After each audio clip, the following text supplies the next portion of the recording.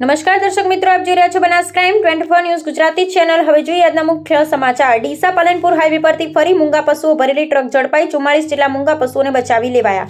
બનાસકાંઠા જિલ્લામાં છેલ્લા કેટલાક સમયથી મૂંગા પશુઓને કતલખાને ધકેલવાની પ્રવૃત્તિઓ ચાલી રહી છે। સ્થાનિક પોલીસ સહિત નાઇટ પેટ્રોલિંગ કરતી પોલીસ દ્વારા મૂંગા પશુઓની હેરાફેરી રોકવા માટે કોઈ જ પ્રયાસ કરવામાં આવતા નથી।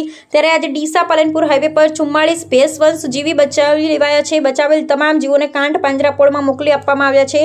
ડીસાથી પાલનપુર તરફ જઈ રહેલ ડબલ ડેકર ડબલ પાર્ટીશન ટ્રકમાં 44 ભેંસવંશ જીવ તંગ અને ક્રૂરતાપૂર્વક ભરવામાં આવ્યા હતા। જીવદયા કાર્યકરોને શંકા થયા બાદ તેમણે ટ્રક રોકવાનો પ્રયાસ કર્યો। ટ્રક ડ્રાઈવરે ટ્રક રોકવાને બદલે ગતિ વધારી ડીસા તરફ ફરતી કરી હતી।